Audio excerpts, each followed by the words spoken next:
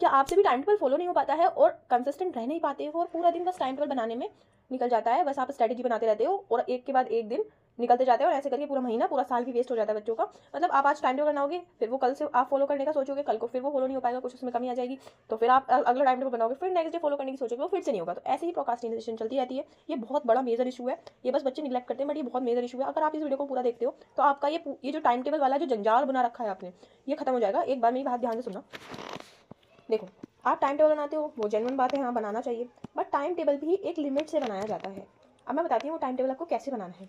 एक तो जो ये आप लगाते हो ना कि दो सुबह को मैं 4 बजे उठ जाऊँगा, 4 बजे से मैं 6 बजे तक पढ़ूंगा, उसके बाद 6 बजे के बाद 5 मिनट का ब्रेक लूँगा, उसके बाद पूरा 10 बजे तक पढ़ूंगा, 10 बजे के बाद 5 मिनट का ब्रेक लूँगा, 15 मिनट का ब्रेक लूँगा, फिर मैं 1 बजे तक लगातार पढ़ूंगा, फिर 1 घंटे का ब्रेक लूँगा, उसके बाद मैं पूरा शाम तक 6 बजे तक पढ़ूंगा। तो ये कभी टाइम टेबल पूरा होने वाला है नहीं, मैं सच बता रही हूँ। तो एक बात क्या ध्यान रखनी है कि आपको टाइम के अकॉर्डिंग टाइम टेबल नहीं बनाना है।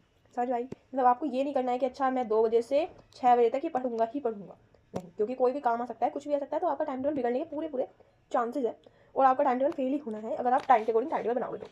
हाँ, ये कर सकते हो कि जैसे अगर मैंने जो अप्रोच बताई है उसमें आप ये डिसाइड कर सकते हो, अच्छा मैं सुबह में इंग्लिश पढ़ लूँगा, दोपहर में जीएस पढ़ लूँगा, उसके बाद मैथ्स पढ़ लूँगा, ऐसे ऐसे आप सोच सकते हो, बट ये कोई स्ट्रिक्ट नहीं होना चाहिए। समझ में? आपको क्या करना है, आपको जब भी टाइम टेबल बनाना है आपको टू डू लिस्ट के अकॉर्डिंग बनाना है। किसके अकॉर्डिंग? To do list. मतलब आपको सुबह में एक लिस्ट तैयार करनी है कि अच्छा मैं ये काम करूँगा। ये जो डायरी है आपकी उसमें लिख लेना कि अच्छा मैं पहले ये करूँगा, उसके बाद ये करूँगा, उसके बाद ये करूँगा, उसके बाद ये करूँगा। अब ये कैसे लिखनी है, ये सारी चीज़ें वो मैं आपको बताती हूँ कैसे करना है, ठीक है? ध्यान से सुनना।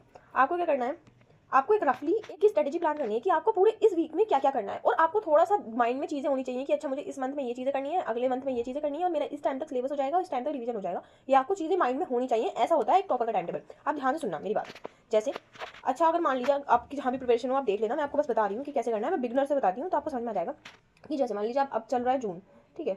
अच्छा मैं इस जून के अंदर अंदर अपना पूरा सिलेबस जो है वो थोड़ा सा ही बचा है मेरा, वो पूरा सिलेबस कर लूँगा, या फिर पूरा बचा है तो सिलेबस हाफ कर लूँगा, या फिर जुलाई एंड तक मैं सिलेबस कर लूँगा। तो आपको एक वीक का टाइम टेबल बनाना कैसे, आप खुद बना लेना अपना टाइम टेबल। ऐसे करके आपको एक टाइम टेबल बनाना है, उसमें क्या करना है, आपको चीज़ें लिखनी है बट अकॉर्डिंग टू वो कितने टाइम में हो जाएंगी। जैसे मान लीजिए आपको कल को एक इंग्लिश का लेक्चर देखना है, जैसे कि आपको टेंस पढ़ना है मान लीजिए ना, तो पहले आपको देखना है कि अच्छा मैं आज बना रही हूँ ना ये स्ट्रेटेजी, तो आज ही सारी चीज़ें फिक्स करके रख लेना पूरे हफ्ते की। अच्छा मैं टेंस पढ़ूंगा तो टेंस कहाँ से पढ़ूंगा, अच्छा यूट्यूब से पढ़ूंगा, तो यूट्यूब से कहाँ से पढ़ूंगा, अच्छा तरुण सर से पढ़ूंगा। तरुण सर का वो लेक्चर देखना है टेंस का, वो कितने घंटे का है, 3 घंटे का, तो वहाँ पर 3 आवर्स लिख लेने पूरे कि मुझे 3 आवर्स इस टेंस को लगने ही लगने हैं, इससे कम में होना नहीं है। उसके बाद मुझे जीएस पढ़नी है, जीएस में क्या पढ़ना है वो लिखना है, एंशिएंट हिस्ट्री पढ़नी है। एंशिएंट हिस्ट्री कहाँ से पढ़नी है, परमार सर से पढ़नी है, राइट? तो एंशिएंट हिस्ट्री पढ़नी है, उसमें कितने लेक्चर्स हैं, उसमें 12 लेक्चर्स हैं एक प्लेलिस्ट में, मुझे आज देखने हैं 3 लेक्चर्स। 3 लेक्चर्स कितने घंटे में हो रहे हैं, 4 घंटे में हो रहे हैं, तो मुझे 4 घंटे एंशिएंट हिस्ट्री पढ़नी है। ऐसे करके टाइम टेबल बनाना है। उसके बाद मुझे मैथ्स का है, अच्छा मुझे मैथ्स में पढ़नी है कल को प्रॉफिट लॉस कहाँ से पढ़नी है, अच्छा मुझे उनसे पढ़ने हैं परमार एसएससी से, तो वहाँ से मैं देखूंगा प्रॉफिट लॉस कितने में हो रहा है, अच्छा वो 4 घंटे में हो रहा है, तो मुझे 4 घंटे दिख रहे हैं, मैं कर नहीं पाऊंगा, बट फिर रीजनिंग में जाएगी तो मैं कर लूँगा हाफ, मतलब 2 घंटे या 2.5 आवर्स या अप्रॉक्स 3 आवर्स मैं प्रॉफिट लॉस पढ़ूंगा। उसके बाद रीजनिंग करनी है, रीजनिंग को मुझे 1 घंटा वरना तो 2 घंटे दे देने हैं, मुझे एक लेक्चर कंप्लीट करना है, जो भी जितने टाइम का होगा मैं देख लूँगा, उसमें कंप्लीट करना है मुझे। इतना समझ में आया?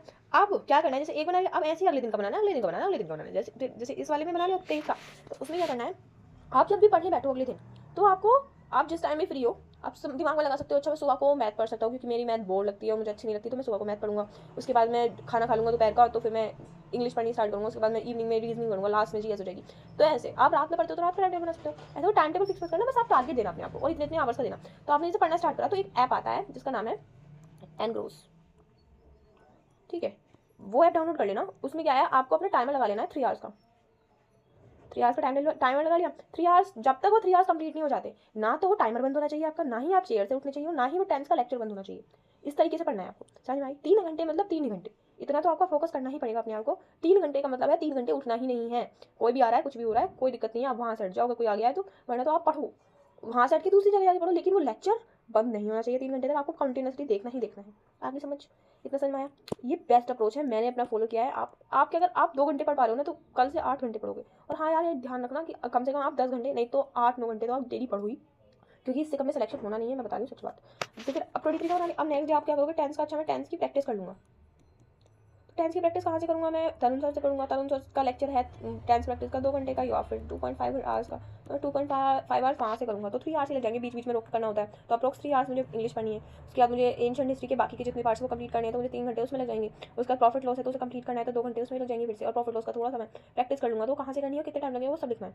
टाइम जरूर लिखना, टाइम बहुत इंपॉर्टेंट है। मुझे टाइम कितना लगेगा उसमें। अगर आप ऐसे करोगे कि अच्छा मैं प्रॉफिट लॉस आज के आज कंप्लीट कर लूँगा, टेंस आज के आज कंप्लीट कर लूँगा, उसकी प्रैक्टिस भी कर लूँगा और एंशिएंट हिस्ट्री पूरी कंप्लीट करूँगा, तो ये कभी फॉलो नहीं होगा। आपको प्रैक्टिकल रहना है कि मेरे पास 24 आवर्स ही हैं और मेरी अभी इतनी कैपेसिटी नहीं है कि मैं 18 घंटे पढ़ सकूँ।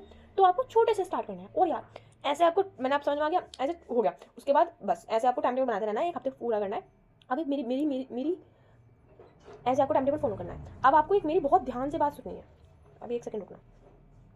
देखो यार, आप ये टाइम टेबल बनाओगे, आई नो और आई अप्रिशिएट, आप इसे फॉलो ज़रूर करोगे, लेकिन आपसे एक तो पॉइंट है, ये कभी पूरा टाइम टेबल, कभी पूरे टारगेट पूरे नहीं होंगे, किसी के नहीं होते हैं। तो मोटिवेट या डीमोटिवेट नहीं होना है। मोटिवेट ये नहीं होना है कि अच्छा मैंने आज कंप्लीट कर लिया तो मैं बहुत खुश हूँ, अगले दिन से नहीं पढ़ूंगा, ऐसा कुछ भी नहीं करना है। और ना ही डीमोटिवेट होना है। अगर आपका हाफ सिलेबस हुआ है और आपने पूरी कोशिश करी है टारगेट कंप्लीट करने की, नहीं हो पाया है, तो कोई दिक्कत नहीं है, वो आप टारगेट नेक्स्ट उसमें वो कर सकते हो ऐड, समझ में। अब एक तो टाइम टेबल, वो जो टारगेट है वो हाफ ही पूरे होंगे अभी स्टार्टिंग में, ठीक है। और आपको डेली मैंने बोला 8 घंटे तो पढ़ने ही पढ़ने। अगर आपने आज 3 घंटे पढ़े हैं, मान लीजिए किसी दिक्कत की वजह से आपके साथ 3 घंटे ही पढ़ गए, तो टारगेट करना है यार कि 3 से मैं कल को ज़्यादा घंटे पढ़ूँ, मतलब 4 पढ़ूँ या 5 पढ़ूँ। और आपको अपने दिन के हिसाब से आधा घंटा या 1 घंटा टाइम बढ़ाना ही है पढ़ाने का, पढ़ने का 6 आवर। और ये बढ़ेगा, मैजिक हो जाएगा आपके साथ अगर आपने ये चीज़ें फॉलो करी जो मैंने बोली है। सारे टॉपर्स इसी चीज़ को पढ़ के अपना सिलेक्शन लेते हैं।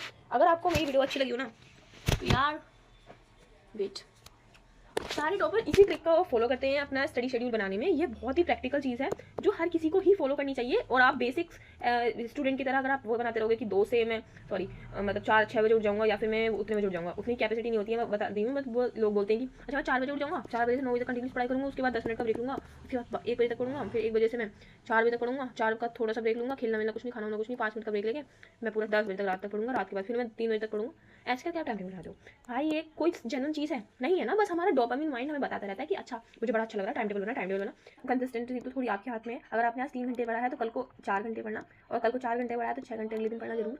उसके बाद आप मान लीजिए थोड़ी देर नहीं हो पाया तो 2 घंटे एटलीस्ट पढ़ना, तो 3 घंटे जरूर ही पढ़ना है। ऐसा नहीं है कि आपने, मान लीजिए आपका पूरा दिन वेस्ट हो गया, लेकिन आप इवनिंग में आपको रियलाइज हुआ मेरा पूरा दिन वेस्ट हो गया है, तो अभी भी इवनिंग में आपको 6 घंटे बचे हुए हैं। 6 घंटे में से अगर आप 2 घंटे में निकालोगे तो आपकी कंसिस्टेंटली ब्रेक नहीं होगी। आपको एक टिक वाली बुक ले लेनी है जिसमें आपको पूरा कंसिस्टेंटली अगर आप हो तो आपको टिक मारते रहना है और अपनी कंसिस्टेंटली ब्रेक नहीं करनी है पूरे 1 महीने तक। ये मेरा चैलेंजेस है, कुछ ले लीजिए। ओके, अगर आपको मेरी वीडियो अच्छी लगी हो और आपको मेरी वीडियोस अच्छी लगती हो, क्योंकि मैं बहुत टाइम निकाल कर आपके लिए वीडियो बनाती हूँ, मेरे पास इतना टाइम नहीं है वैसे भी, तो प्लीज़ यार इस चैनल को सब्सक्राइब करना, लाइक करना। और अगर आपको थोड़ा सा भी इशू है तो बिना किसी झिझक के मेरे से कमेंट सेक्शन में पूछ लेना, मैं आपको पूरा सोल्यूशन दूंगी, आपको पूरे डाउट्स क्लियर करूँगी। Thank you so much, bye bye.